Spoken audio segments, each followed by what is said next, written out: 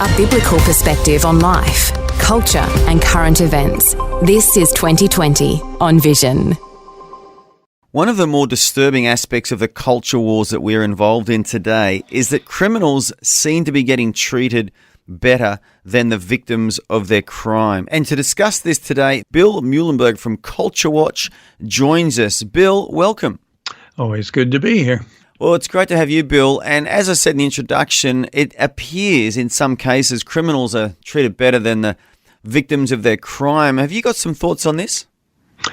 Well, I do. Just wrote a piece this week, actually, on the issue, looking at overseas cases. But we could look at, Australia. Immigration Minister Giles has been under a lot of heat in the Labor government for his policies of allowing people to come into the country. Most are good, of course, but some go on either with a criminal past or go on to commit crime, including, pretty nasty things. And some Australians are now paying the price for this. So this bigger picture thing of, do we just have kind of open borders, open slather when it comes to immigration, or should we be a bit more discerning? Certainly in America, in Europe, we're seeing a lot of hardcore cases of this. So, yeah, I've been writing it up, and it's something I think we all should be concerned about.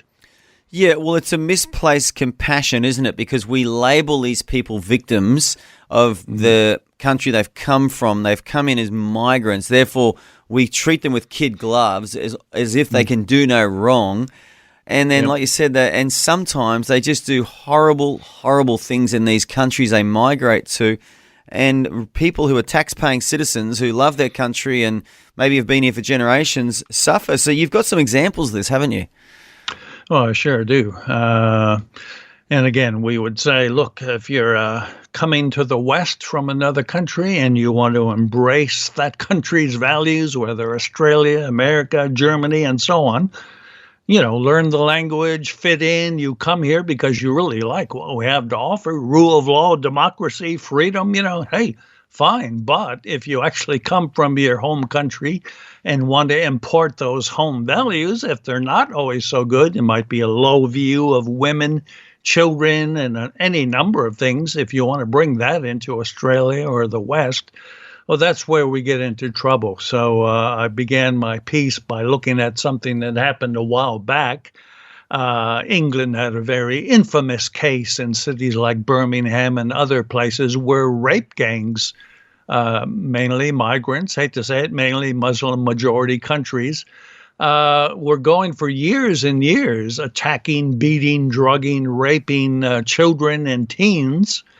And sadly, the authorities didn't want to do anything about it because they didn't want to be seen as racists, which is really dumb, right? First of all, Islam is not a race. It's a religion or a political ideology.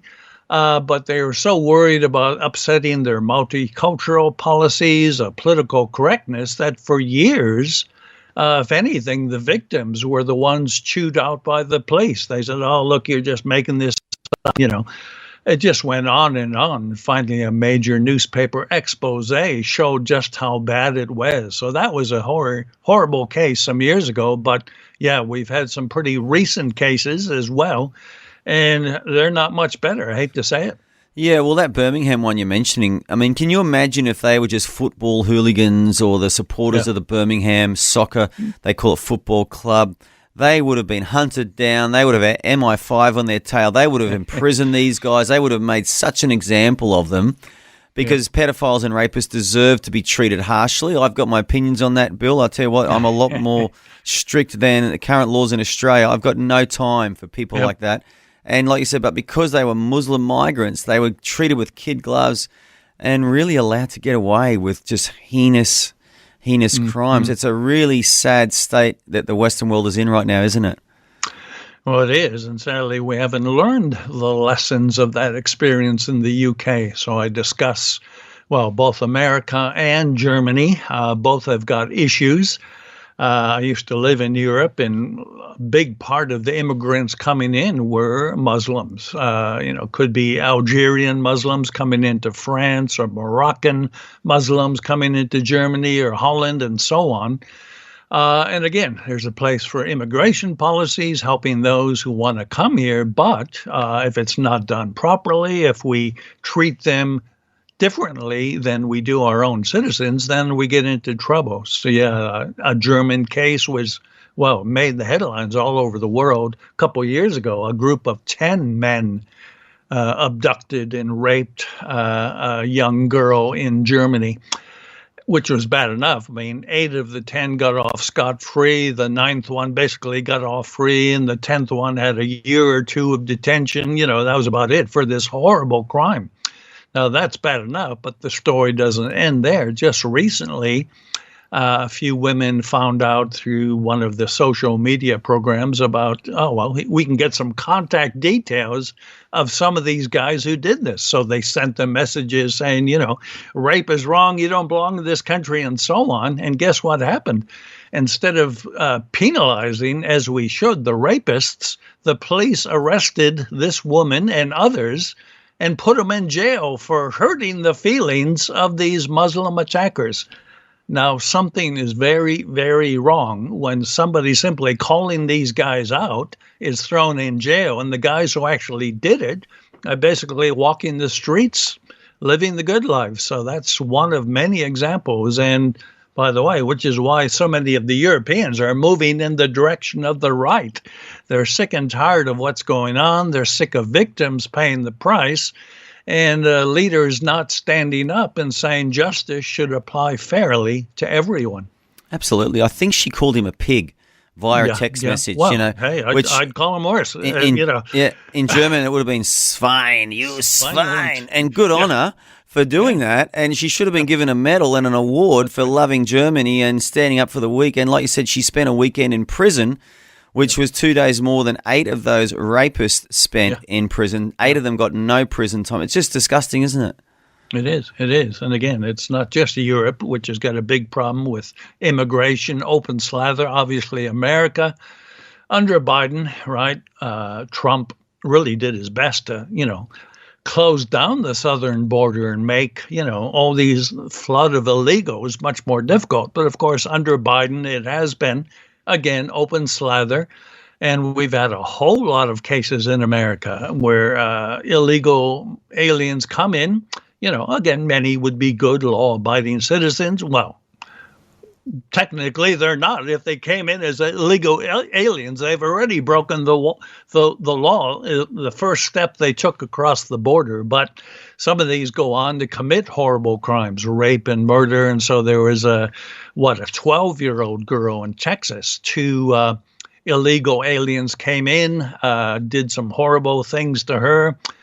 And again, the left, the progressives, they're more worried about, what about the rights of these illegals? In fact, on one, I think it was MSNBC, one of the hosts, somebody was saying, what about this where these illegal aliens come in? And she said, no, we don't call them illegal aliens. They're undocumented individuals. So he didn't seem to give a rip, right, about the 12-year-old girl and the fate that she had to go through, first the rape and then the murder. She was worried about not offending the illegal aliens. And that's basically Democrat policy. That's Biden's policy. So like you, one Texas senator, Ted Cruz, said, hey, these guys deserve the death penalty. If you're going to rape and murder somebody and you don't even belong in this country, you've snuck in illegally, we need some pretty harsh penalties. So a lot of people are really getting tired in America, in England, in Europe, by bending so far over to support migrants, again, many of whom are doing the right thing. But basically, the victims suffer while the criminals get a slap on the wrist at most. Yeah, and so, Bill, you're from Culture Watch. We're talking about multiple continents here, multiple Western democracies, not just one, yet there's a consistent theme here in these stories. So tell me, let's drill down here. What is going on here, Bill? What is the agenda behind this? Yeah. Well, look, this goes back a long ways. It's all part of, the whole kind of left's taking over of the West and its institutions. For decades now, we've been told that, we shouldn't focus on crime, right and wrong. Instead, we should try to be understanding, look, this guy had a rough childhood, so therefore, just because he went out and raped somebody, we shouldn't be too harsh on him. He went through a lot of hard things as a kid. Well, look, there may or may not be hard childhoods I probably had, you might have had, but that doesn't give me an excuse to go rape, murder, pillage, destroy. And yet much of the Western judiciary has this mindset where criminals need to be coddled. And if anything, the victims should be accused. You probably brought this on yourself. So we've got a law system where the rule of law is breaking down. Justice becomes injustice. Criminals more and more are getting a slap on the wrist. And again, it's Australia as well. I just read of a teenage kid here in Melbourne. Youth crime is just going off the charts. This kid, over 300 arrested over 300 times. The judges keep letting him go. Oh, well, he's just a juvenile. Well, we should change the laws if we're going to, if you get 10, 12, 14-year-old kids breaking into homes with machetes and knives, terrorizing women and children, well, either the judges need to get a lot harsher in their sentencing, or if the laws are preventing this, we need to change some of our laws and put crime back into focus. When you do horrible things, as you say, rape and murder would be up there. There should be strict penalties for it, not just a slap on the wrist. Poor you, you've had a rough life, off you go. So it's part of a much bigger problem, and this is all part of the left's view of the world, which doesn't take into account things like sin and right and wrong. Conservatives have a much better track record at looking at this kind of stuff, saying, hey, there are some things that are wrong, and they should not be allowed. They should be punished. But as long as the left keeps getting into power, I think we're going to see more and more of this happening. Yeah, and it really is an antichrist spirit, isn't it? Because the Bible's clear that we're born sinners. So we're not born inherently good. But like you said, the judiciary on the left today, their approach seems to be everyone's a good person.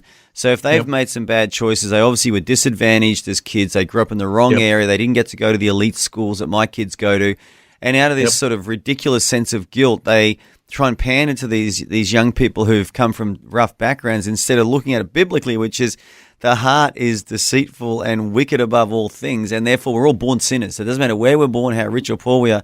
And I think that's the key issue, isn't it? That people on the left, and really, to be honest, a lot of people on the right now, Bill, it's getting pretty bad on the right as well, are not viewing people with this biblical lens of right or wrong and sin and righteousness and the consequences to actions. Bill, I could talk to you about this all day, but Bill Muelenberg is from culturewatch.com. He writes excellent blogs. He's written a blog about this very topic. Bill, it's so timely, and I just want to thank you for being on this all the time, for writing blogs about it, and of course for joining us. Always a pleasure and always really enlightening, Bill. So thank you again for your time. Thanks so much. Always great to be with you. Thanks for taking time to listen to this audio on demand from Vision Christian Media. To find out more about us, go to vision.org.au.